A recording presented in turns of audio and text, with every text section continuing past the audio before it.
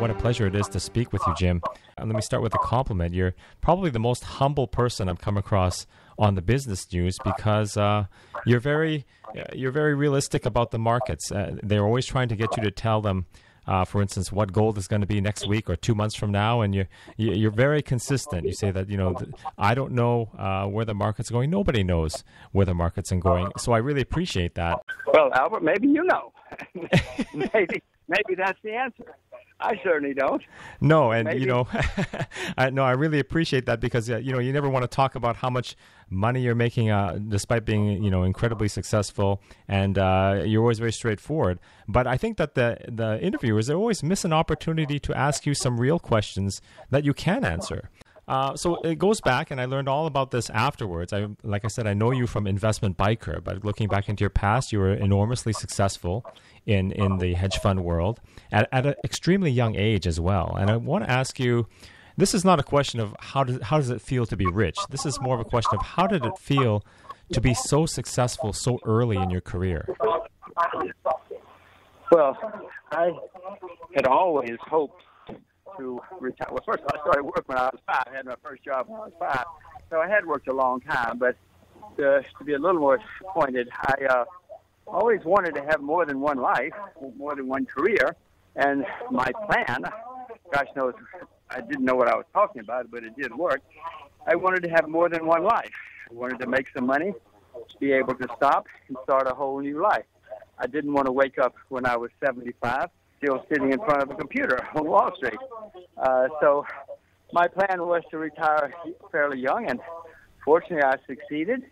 And then I will have to say, the first couple of days when I did finally quit, I was a little confused because, I could do anything I wanted to. So I started trying to do everything, which of course is not the best way. I've been working so hard, I didn't have a real plan, a real focus on what I would do next. Just knew I wanted to now try to do something else. I did know that I wanted to go around the world on my motorcycle. That had been something I had wanted to do for probably 20 years, even though, again, I didn't really know what I was talking about. But I knew that somehow or another, one of the first things I wanted to do was circle the globe on a bike. And lo and behold, I even did that as well. So at first it was confusing. I did have that focus, but it took me a while to fulfill that goal, that dream, because it wasn't easy in those days to do anything around the world. Yes, and you actually, so you actually did something like that twice on motorcycles. Is that correct? Once in the 80s and again in the 90s? Well, I did go through Central Europe in 1981, which was unusual. It was the Iron Curtain in those days. And then in 86 and 88, I rode around China. I rode across China, in fact. I made a film of it. Then, in 1990, 91, and 92, I did cross through the whole world on a motorcycle. And later, I did the world in a car, 1999, 2000, 2001. Right. And I'd also... So, yeah, I've done... Go ahead, sir. More time going around the world than perhaps I should have. Okay. So that was the Investment Biker. It came out in 1995, I believe. I didn't discover it myself until I think it was around 2004. And it was one of those instances where, Jim, you just... it was the right book at the right time for me because I just decided I was going to retire from my career, engineering, and do something different. And I also wanted to ride a motorcycle around. And I got that book. I don't know if I got the book first or if I read the book while I was doing it or after the fact, but I wasn't as ambitious as you. I didn't go to China. I just went around the U.S. and Canada. But it was a great experience, and so I can relate a little bit to what you did there.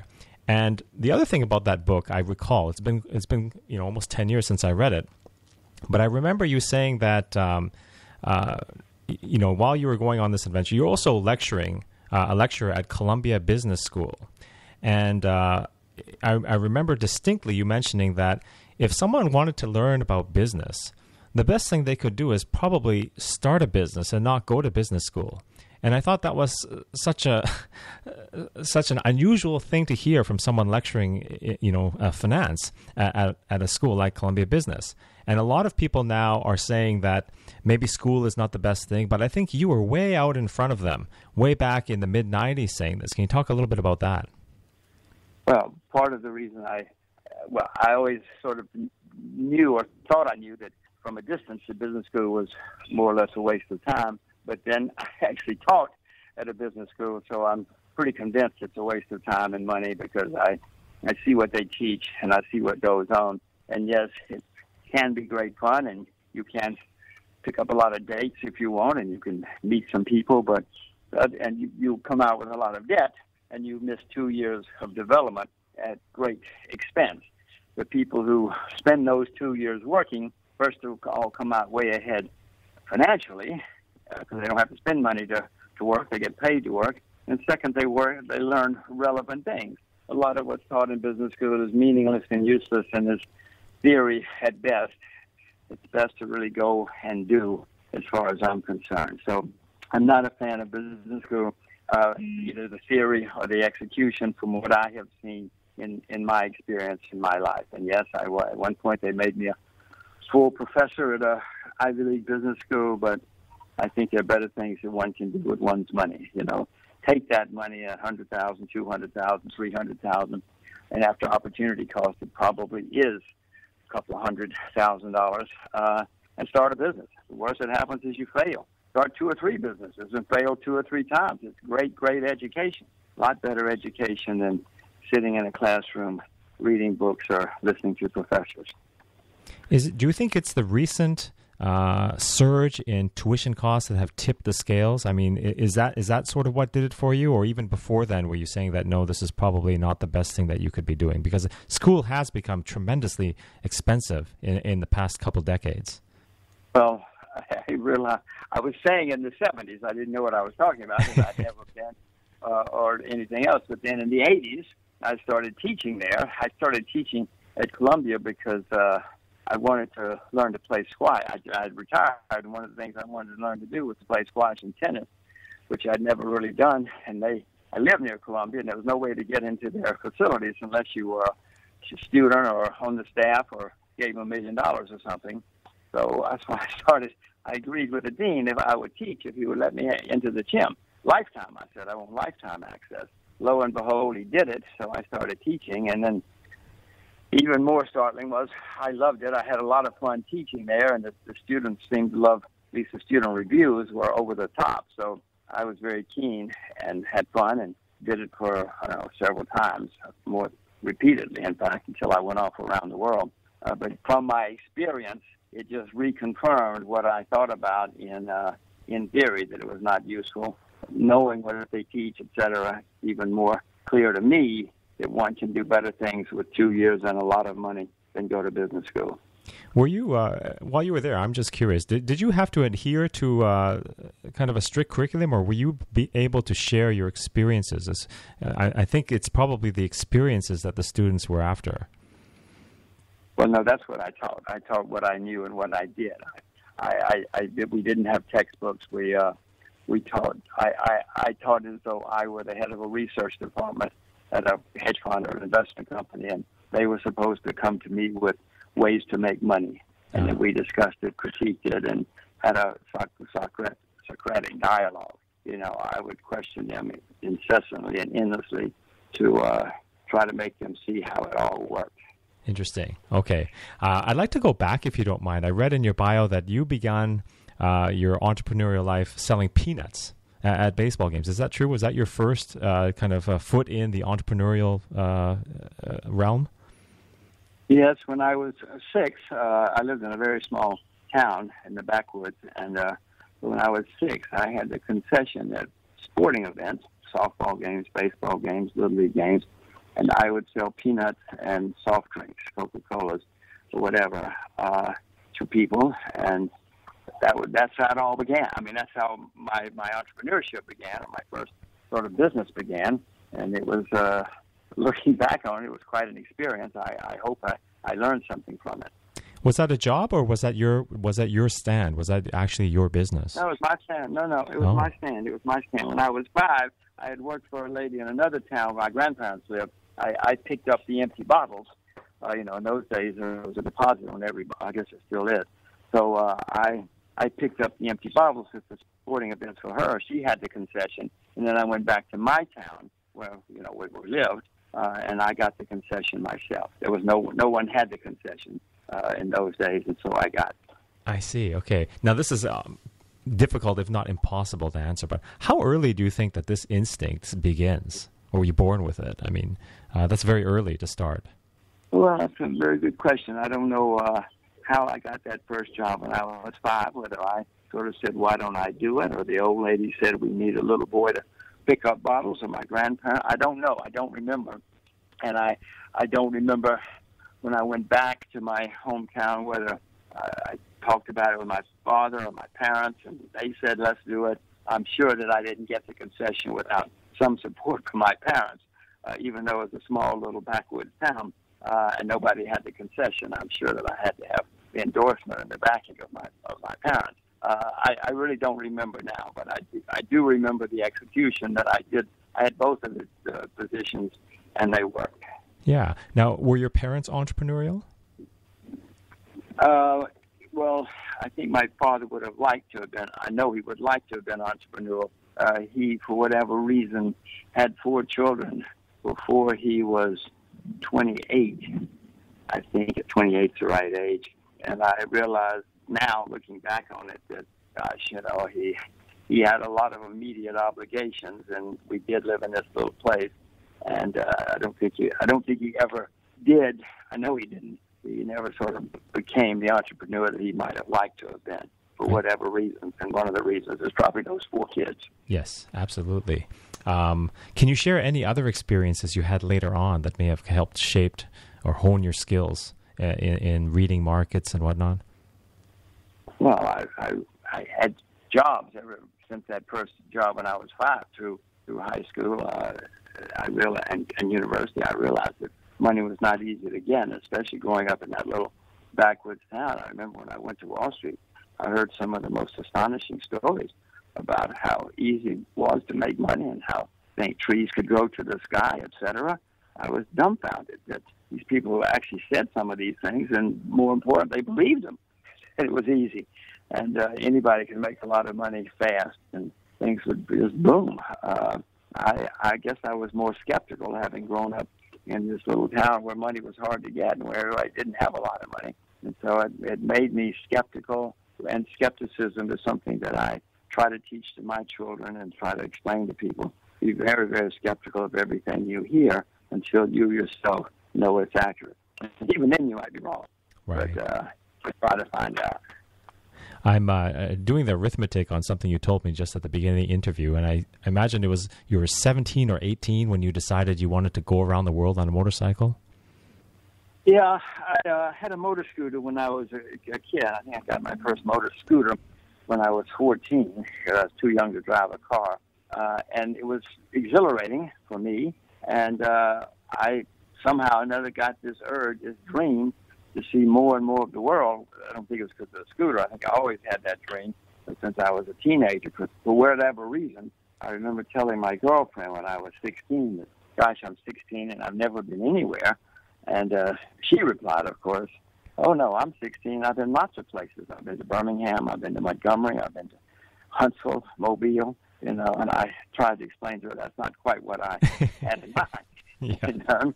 There's a bigger world out there than the state of Alabama. So I somehow or another I had this madness very early. I don't know whence it came, but it was there, and eventually I pulled it off. When I graduated from high school, most people would be content to kind of take a backpack and go across Western Europe, and actually I didn't even get to do that. You had your sights on Eastern Europe and then later China. You must have. What was the reason behind that? You must have had something driving that curiosity, right? To go kind of beyond where most people would have been curious. Well, I don't have an answer. I grew up in this little town where my phone number was 5, and most people never, quite content never to leave the town or the state or the county or anything else. So I don't really know, except that I did have this idea that I was going to see a lot more of the world than just the state of Alabama, which was fine. I mean, Alabama's great, but I figured out I better see a lot more in the world if I want to fulfill my dreams. And where the dreams came from, I have no idea. Yeah. I've got a great quote from you, and I've heard you say it more than once, I think, on interviews. You've said, if you were smart in 1807, you moved to London. If you were smart in 1907, you moved to New York City. And if you were smart in 2007, you moved to Asia. Where did that come from? I mean, certainly I know about London. I mean, history tells a story there. What do you see in Asia now that perhaps is not present, for example, in South America or other places that may be considered emerging? Well, the largest creditor nations in the world are now in Asia: China, Korea, Japan, Hong Kong, Taiwan, Singapore. I mean, this is where the money is. This is where there's a very high rate of savings and investment, and you have to have savings and investment to build an economy, a future. Even Karl Marx knew the importance of building capital. The first book was called Capital, because he knew you had to have capital. He wanted to be owned by the state, which of course was a mistake. But no, you have to build capital, and this is where the capital is. This is where education is. This is where savings, ambition, drive, hard work. For whatever reason, at this particular point in history, this is where it seems to be happening more than other places. It's interesting if you go back and look over the past 2,000 or 3,000 years. Asia has really been, and especially China and India at times, has been the most advanced and richest country in the world. There's not the West. I mean, we all think it's the West because we grew up in the 20th century. But that's, yes, the West for the last couple of hundred years, 200 or 300 years, has been astonishingly successful. But you go back over the last couple of thousand years or more, and it has not been the West. It has been here. And, China is the only country I know of that's had recurring periods of greatness. Great Britain was great once. Rome was great once. Egypt was great once. China's been great 3 or 4 times. They've also had catastrophe, disaster 3 or 4 times. But somehow or another, after long periods of decline, they've turned around and gone on to new heights, and they seem to be doing that again. Now, why that is, I've tried to figure out. Maybe it's the air, the water, the soil. I have no idea. But somehow they've done it. And it was clear to me in the past 20, 25 years that it's happening again. What is foolish from my point of view, why didn't I move to China when I realized this? Why didn't I move to Asia 25 years ago, 20 years ago? So, again, I saw it and I had the theory and understood it, but I didn't execute as soon as I should have, at least in retrospect. Not that I didn't have a wonderful time in America and New York and everything else, and had some reasonable triumphs and accomplishments, but gosh, if I'd really been smart, I would have moved to China back in the 80s, long before anybody else. I still moved before most people, but it would have been a lot easier to move here back then. I might even speak Chinese by now if I'd done that. Thank you, Jim. Hearing you say that, coming from you, it's somewhat comforting because I have that feeling every day that I wish, why didn't I act on that instinct? I guess it just feels like that. I mean, if even you are saying that and you moved in 2007. Right. So, but you're coming to me today from, go ahead, sorry. I live in Singapore. We finally moved we wound up in Singapore. We actually started looking sooner. We spent a couple of summers in, trying out various Asian cities. The Chinese speak. We wanted to keep our daughter to speak Mandarin, so we needed a Mandarin-speaking city. So we tried out for 2005, 2006 before we finally landed in Singapore for a variety of reasons. Can you tell me that process? That was Hong Kong part of that? Were you in mainland China as well? Oh yeah, we thought Shanghai would be the place, and we spent that first summer in Shanghai, living in Shanghai, and then we I said, why don't we run down to Singapore, just sort of as an afterthought almost. So we came down here for 3 weeks. In the end, of course, we went back to the States, tried Beijing, Shanghai, Hong Kong, Qingdao. We examined a lot of cities in those first 2 summers, and the third summer as well. in the third summer, we got into a school in Singapore, which we were very keen on. We'd been on the waiting list, and that more or less decided it. I thought we were going to go back to New York for another year and, do a fourth summer in Asia. But when we got into that school, it's not the kind of school where you say, okay, thanks very much, we'll be back next year. Is that and right? You say, we don't need you. We don't need you. So we went back. Our house had been on the market. Fortunately, it sold, and we packed up and came to Singapore. Singapore is great because it's an astonishingly successful country, has been in the past 40 years. It's got great education, great health care, everything works. And they speak English and Mandarin. And since I don't speak Mandarin, China would have been more difficult for me. But in the end, here we are. One thing I didn't realize about Singapore was that a lot of people speak bad English and bad Mandarin. So it's not as straightforward as I thought, although it's certainly terrific. That's very interesting. Now, if seeing that Asia is on the move is one thing, and wanting to participate in it is another thing. You can obviously do that from anywhere in the world with the way that money moves and the markets are. But I have a feeling, tell me if I'm wrong, that this move has perhaps a lot to do with those two little girls that you're taking care of and wanting to set them up. Oh, no, yeah. Well, as I said earlier, if I'd really been smart, I would have moved here in the 80s, long before I was thinking of a wife or children or anything else. But then once I had the children, and I had been lecturing and broadcasting and writing for 25 years that everybody should teach their children and grandchildren Mandarin. And then I had one. So, oh, my gosh, what am I going to do now? So we got a Chinese governess who lived with us, and I instructed her on never speak English to the little girl, the little child. And it became clear, though, that while she spoke great Mandarin, it was going to be difficult to keep it up in New York. I heard hundreds of stories of people who tried to do things like that, whether it was German or Spanish or Chinese, whatever. So we realized if we were really serious, we were going to have to go to a place where she didn't have any choice but to speak Mandarin. So here we are in Singapore, in Asia. Right, and I remember hearing you talk about her winning a contest, actually, and I could hear the pride in your voice. She was it was your older daughter, I think, right? Had won a speaking prize at her school. Well, yeah, still to this day, I'm stunned.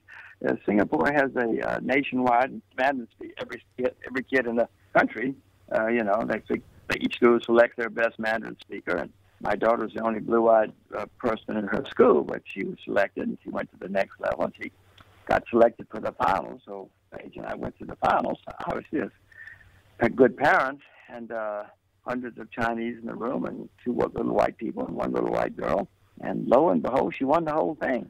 I mean, we were extremely proud, but shocked. I mean, forward to a movie, Albert, where a blue-eyed kid was the best Mandarin speaker in a Chinese country, I'd walk out and say, come on, this is absurd. And yet she did it, and she won it last year, and she won it again this year. Is that right? I went to the judges and said, how could this happen? And they all said it was unanimous. So it's very clear. She's far and away the best of all of them. So far, that part of this experiment, this goal, this vision has worked. Yeah, no, probably exceeded your expectations, right?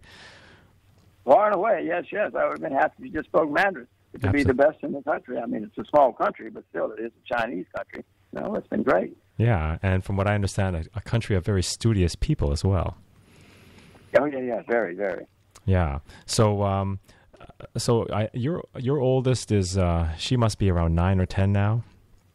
Is that right? She's 11. She's 11. Okay. An 11-year-old, an 11-year-old, and a 6-year-old. Okay, 6-year-old. Yeah. So they got a little ways to go, but I remember growing up and being actually aware. I didn't grow up here. I grew up in Canada, but even still, being aware of the advantage I had because I have cousins living in Japan, and they were frantically trying to learn English while they were young, and just this very, very, rigorous routine. And I didn't have to do that. And I realized what a huge advantage I had that sort of I had won the lottery in a sense for that decade. Things are changing now, though, as you've mentioned. Now, what is your advice for people, say, in their 20s now? What is the best thing that they can do for themselves? Well, if you're in your 20s, make sure you speak at least two languages, one of which should be Mandarin, as far as I'm concerned. English, Spanish. There's several. Well, English, Spanish, Mandarin. I would say that the most important thing they can do is certainly know at least two languages, preferably English and Mandarin, but Spanish would be one that's fine as well, and others. Because in the world which is coming for somebody in their 20s, somebody born in 1995, say 1993, they better know two languages because the world is changing enormously. And yes, English is still the world's language, but that too is changing. And while many people speak English, if you really want to have an advantage, especially over others from North America, Canada, the U.S., I should say, and England, you would be better off having two languages. I know that you were definitely a commodity bull, a China bull, and encouraging people to go into agriculture. So you say, don't go to Wall Street now. Wall Street is in the past. What you want to do is you want to be a farmer now. Do you still feel that way? Well, yes. It so happens at this particular point in world history. I wouldn't have said that 30 years ago or 20 years ago, but I would say, and probably wouldn't say it 20 years from now. But at this particular point, I find agriculture a very exciting place to be for the next decade or two or three. Yeah, absolutely. Okay. Before we say goodbye, Jim, I want to end on a positive note and something that you wrote, and I forget which book it was in, but again, it was just the right message at the right time for me. And you said that this is about having children, parenting. You said that there was a time in your life when you couldn't stand the idea of kids. You didn't want to be around kids. They were a nuisance. And you felt sorry for people who had kids. And at some point, your view completely changed. And now children are your life. You wrote that wonderful book for your children. And I was wondering if you could just, because I've been there, I know what that's like, if you could just speak to that point. Well, yeah, I thought children were a hopeless waste of time, money, energy. I felt sorry for all those poor saps who had children. I couldn't believe that anybody would be so foolish. Well, I was totally wrong, absolutely 100% wrong about it. I mean, I had this little girl, and it's just pure ecstasy for me, 24 hours a day, 7 days a week. Anybody who's listening to this who haven't had a child, I'm telling you, you better get home and take a day off. Well, don't take a day off these days, but, go home for lunch, have a lunch hour or something. They're great, great, great fun. And I learned things and had experiences and emotions that I didn't know existed since I've had these little girls. And I understand my parents now for the first time. I understand this whole class of people in the world called parents. I had no clue about them before. It's certainly something that everybody should do. Not all of them turn out to be good and fun, but even that, like most failures in my life or anybody else's life, failures will you'll learn from your failures too. Great. Those are great words of advice, Jim. Thank you so much for taking the time to speak with me today. And again, thank you very much. It's been great to talk to you. Great fun. Thank you. Let's do it again sometime. Thanks.